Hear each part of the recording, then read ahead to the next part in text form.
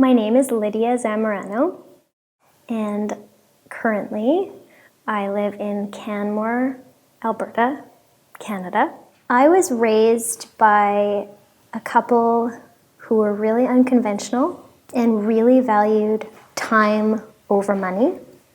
And they moved to Salt Spring Island on the west coast of Canada.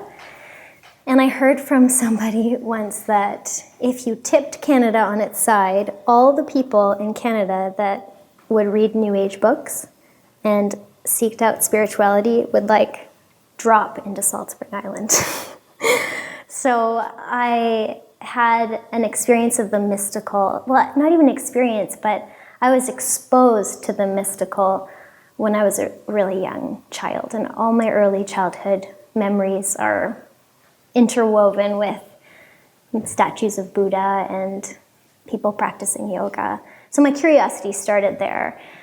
I didn't actually start practicing yoga until I moved to the mountains in Western Canada, and I was really avid snow sport person and a rock climber, and I was seeking out something that was a little less intense, I guess, and balancing for myself. And then I went to a class in Western Canada in the mountains, and I just fell in love with it. I think I was about 19 or 20, and then I dove into it pretty much daily after that class. It didn't take that long for me to be completely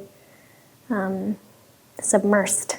Nature's inspired a lot of the mindfulness component that I can find in a yoga practice, because I would say that when I started practicing yoga a little bit more, I also was a really avid mountain walker, solo. So I would go out for hours, 4 or 5 days a week, and just find my own space, my own witness space, my own quiet, deep knowing space in mountain walking. And I'm super grateful for that. And I now live in those mountains that I was really connected to in my early 20s. And that was really when I started getting really interested in meditation, I think. So yeah, definitely nature has been a huge component in my yoga practice.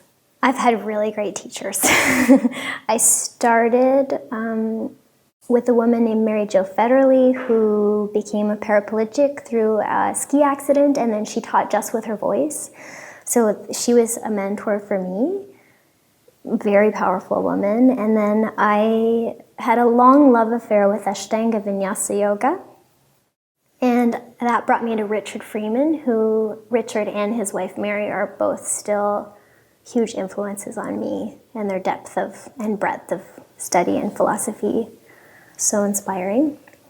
But then after that, I started not wanting to move as much anymore. I did Ashtanga Vinyasa for many years, and then I kind of stopped moving. I kind of just wanted to meditate. So for about 4 years, I dove really deeply into the meditation practice, and then I met Kira Ryder, who is a big influence for me, and in her attention to subtlety, which I also have always loved, and so it sparked that in me again. And Angela Farmer is a huge influence on me, and 2 other women, Gioia Irwin, who is one of my teachers in Western Canada, showed me the tensegrity body, that I started kind of moving again with an intelligence that I was looking for.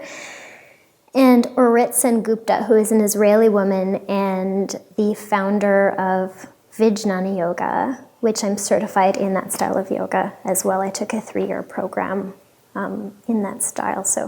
But I wouldn't define myself by any of those teachers or any of those styles. I feel like I have an Aries nature and also just a voracious appetite for learning from different disciplines. I just want to hold the space for myself to continually evolve and grow. I have a 9-month-old son now, and it's been quite a journey. learning to open up space for another being and hold space for another being. I loved pregnancy, and I loved practicing yoga through my pregnancy. For one, I just felt so grounded in pregnancy. I've always been a light person and kind of like have pixie energy. And when I was pregnant, I was like big and heavy and grounded. And that was such a gift to be in a different body. Many things in my yoga practice prepared me to have a really wonderful birth.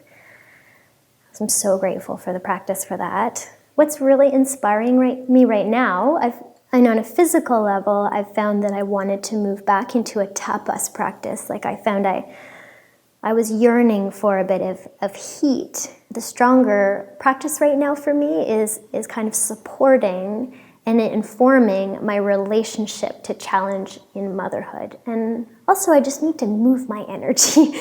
Being a mom and just being so busy, I just need to move my energy. And, I wait till my little boy goes to bed at night, and then I do my pranayama and my meditation practice. But in the day when he has a nap, I do my strong practice, and that's where I am right now, and it's probably going to change. But that is inspiring me, and definitely the concept of relationship right now is my main inspiration. So I'm finding myself just diving into all sorts of information on how to be in relationship in a kinder, more gentle, non-violent way.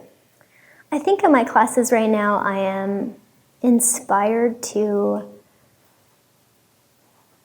share the spaciousness that the yoga practice offers me, and really to make that more accessible to maybe a wider range of people, because I feel like earlier on in my experiences of being a teacher, I just wanted to share what was fresh for me, and that was it. And I didn't really meet people halfway.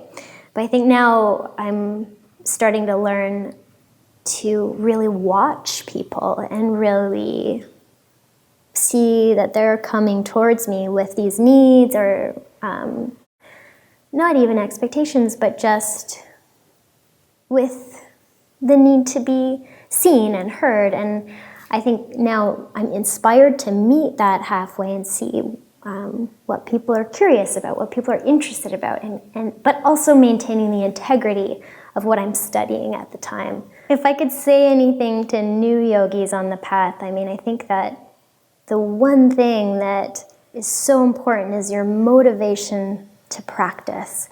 And if you have that, and many new yogis on the path that are devouring this information, they have that motivation to practice, but the questioning and the motivation and that intensity for practice, don't dumb it down. Like, keep that strong, because that is the most important thing for you to dive into yourself.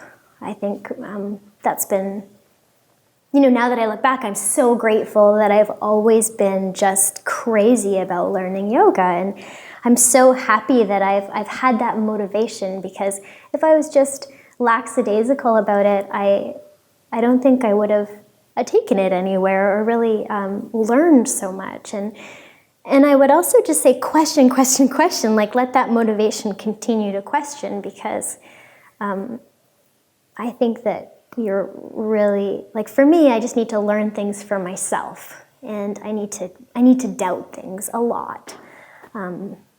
So that's what I would say. Don't worry if you're doubting. It's okay to not figure it out right away.